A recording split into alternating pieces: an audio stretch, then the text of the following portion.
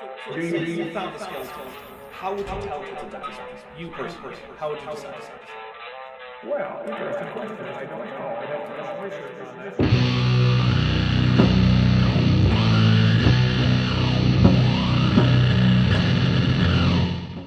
Hey there YouTube, the Dapper Dinosaur here. First I want to say that if this is your first time here, this is not my typical output. Normally, I make long-form videos responding to pseudoscience, primarily young Earth creationism. So if you like this video and decide to subscribe, please note that you probably won't be getting a lot more of this kind of thing. But with that out of the way, I want to say while I have made no secret of my disdain for Musk over the past few years, I am not here to advocate that anyone burn or otherwise destroy or vandalize Teslas or Tesla property. Destroying property other than your own is illegal under most circumstances and every jurisdiction in the United States that I'm aware of. If you do it, you may well be arrested, charged, and convicted. It could mean prison time, hefty fines, and a criminal record. I do not recommend any of that. That being said, I am also not going to pretend that political action is always best done lawfully. The American Revolution was illegal, and the Holocaust was legal. If your position is that the law determines what people ought to do, then the American Revolution was bad, and the Holocaust was good by that logic. Further, all politics is violence. Mao wasn't right about very much, but he was correct that all political power proceeds from the barrel of a gun. Laws are enforced ultimately by the state's ability to do violence to citizens, and their relative lack of ability to enact sufficient violence against state actors to cause them to stop. Voting is an act of violence. So is vandalizing Teslas or Tesla property. One is just legally acceptable, and much safer than the other. Further, protest by destroying the property of politically connected private companies is a tradition in the United States that goes back to before the Revolution. You might have heard of a little thing called the Boston Tea Party, in which tea owned by the East India Company, which had recently been given a monopoly by the Crown of England, was dumped into Boston Harbor. Once again, though, breaking the law is dangerous. There's a good chance you will be caught and suffer enormously for it. I don't recommend it. Now that that's out of the way, it's no secret that Teslas are being vandalized, set on fire, even shot at all over the world, including in the former United States. If you don't get why that is, well, maybe this will clue you in.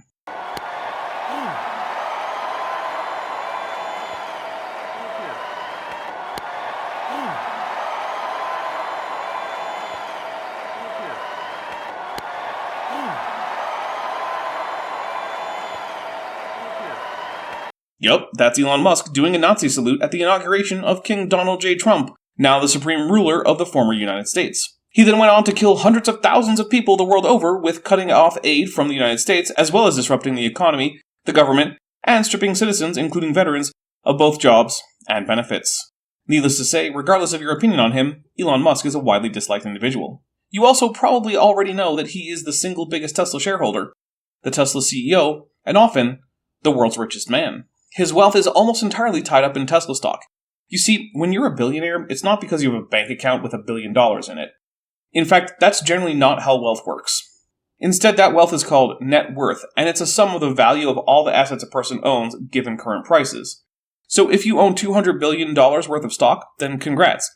$200 billion is added to your net worth, regardless of the fact that your bank account might actually say you only have $10,000 in checking and $6,000 in savings. Since the inauguration, Tesla's stock hasn't been doing too well, and this has caused Musk's net worth to drop significantly, something he's even been crying about to Fox News. Do you think it helps sales if dealerships are being firebombed? Of course not. And Tesla customers are being intimidated all over the country and all over Europe. Does that help Tesla?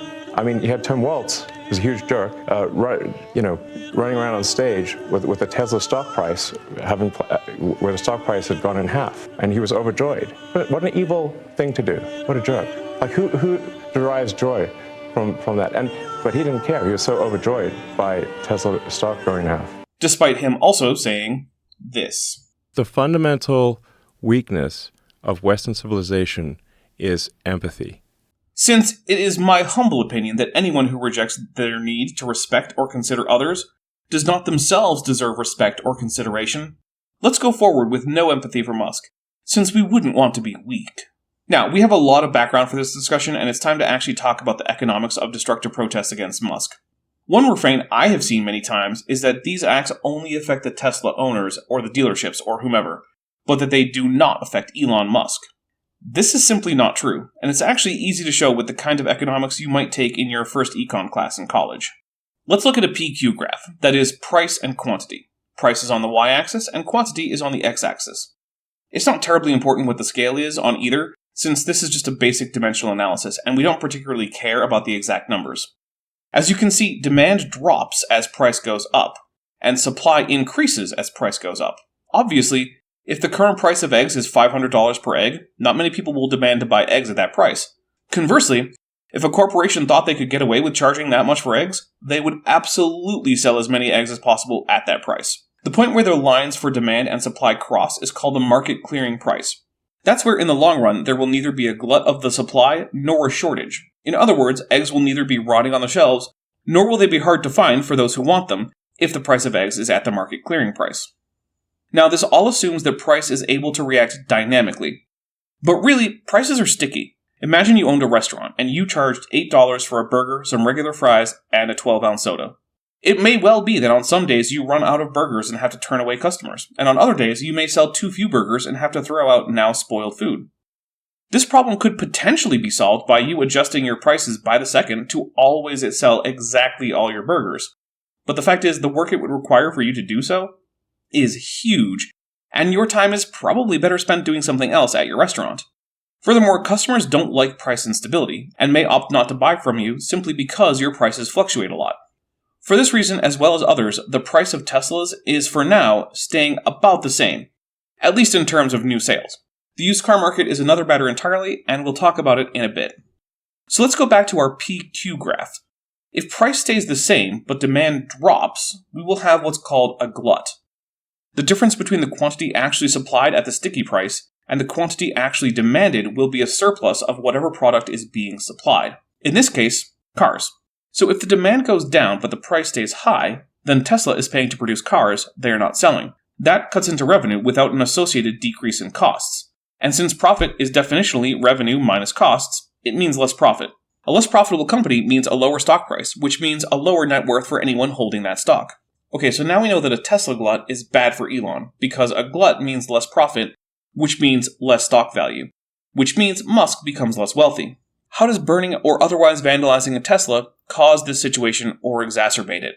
It's pretty simple. Do you want a car that will mark you as a social pariah and also likely be vandalized, costing you potentially thousands of dollars more on top of what you already paid for it?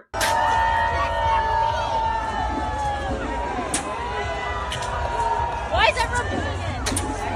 Oh yes, I love that. You got rid of your beads. Wait, I love New Orleans. And further, as such repairs become more likely, insurance premiums will go up, making the car even more costly to own. Some people may want such a car, but most do not. That means demand is going to go down, which, as we already saw, means that the equilibrium price goes down. But because Teslas have sticky prices, that just means a glut, which again hurts Elon Musk. Now, it certainly hurts the owner of the damaged or destroyed Tesla far more than it does Musk just on monetary grounds. Any given destroyed Tesla will probably have no measurable impact on its own on the stock price of Tesla. If we could quantify it, each individual car is unlikely to explain even a single penny's worth of decrease in the stock price. But when it happens to hundreds of cars and dealerships and charging stations, overall, it works together to lower the stock price of Tesla and so lower Elon Musk's net worth. Now, we have to talk about the secondary market, as I said I would. People are having a huge problem selling their Teslas to anyone but scrapyards currently. Basically, no one wants a used Tesla at all. What that means is that there is essentially no resale value, and anyone buying a new Tesla will have to assume that it retains essentially no value beyond the price of the base components, such as the metal. This will obviously reduce the demand as it effectively increases the price, since normally, purchasing a car comes with the option to resell it in the future for more than the cost of the bulk metal it's made of. Okay, well, that's more or less the current situation, but just like if you were selling burger meals for $8 and had sticky prices, but you noticed that more days than not you had unsold inventory that was spoiling, you might lower your price for burgers. Eventually, Tesla may lower their asking price for new units, but the problem is that they can only do so much. Cars take a lot of material and labor to make, and you have to buy the material and pay the labor or the cars don't get made. Now, Tesla is already notorious for poor and even potentially lethal working conditions, but imagine if on top of that, the people there weren't even paid. They'd leave in a hurry. So the cost of materials and labor per car are relatively fixed. There's only so much you can do to cut down on them before making Teslas costs more than you can make from them. This means that there's a limit to how far down the price can go, and every time the price goes lower than it, means that the difference between cost and revenue goes down, since costs stay about the same and revenue goes down. Well, of course, the other option would be to simply make fewer cars. This could keep the price at the higher sticky price and clear the market by moving the supply line left on our handy PQ graph. But again, this means that total revenue will go down, and while costs will too, it will still result in lower revenue. No matter how you slice it, the fewer people want a Tesla, the less money Tesla makes, and the less wealth Musk has. Every single burned down, shot, keyed, tire slashed, or window broken Tesla hurts Elon Musk. It hurts far more than just him, but it absolutely hurts him, and he is feeling the pain. In fact, let's watch him feel it one more time. Do you think it helps sales if dealerships are being firebombed? Of course not. And Tesla customers are being intimidated all over the country and all over Europe. Does that help Tesla? I mean, you had Tim Waltz, who's a huge jerk, running around on stage with the Tesla stock price where the stock price had gone in half, and he was overjoyed. What an evil thing to do! What a jerk!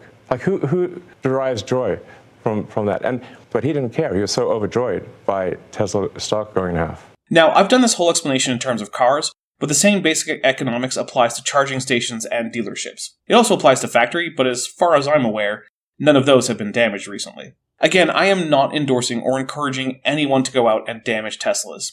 I'm not doing it, and I would not ask people to do it if I'm not going to. And specifically, I'm not doing it because I'd rather not be in prison or faced with fines I can't pay.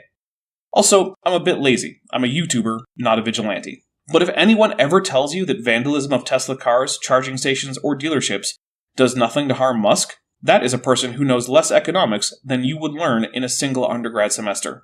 Thanks for watching this. Please do hit like and share this video, as I think a little bit of economic literacy might go a long way towards clarifying the discourse about this subject.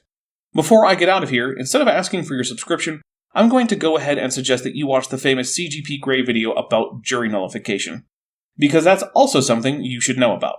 It should be linked above, but also it should be in the description in case I forgot to do that, or it's just not working for whatever reason. I'll see you next time for some more normal content. Hey, before you leave, I just want to take a second to thank my patrons and channel members, especially those pledging $20 or above. Ben Tovend, Furgevara, Tapioca Weasel, Whispers, Max Cherry, North Texas Fossils, John Ackerman, Strawberry Vein, Dr. Tapioca Weasel, Elleron Teller, Ian Chen, Kelvin Brostek von Manen, Landon Knoll, Mabbity Babbity, Sphincter of Doom, and Volus. It's because of my channel members and patrons whom you're seeing on screen that this channel can stay afloat. Without you, it would all shut down. If you want to join the team, there's a link to join the channel below this video, and there's a link to join the Patreon in the description. On the Patreon, you can get a 10% discount for pledging annually, and either way, you get early access to virtually all of my scripted videos, often 3 to 5 months before they come out for the general public. Thanks for watching.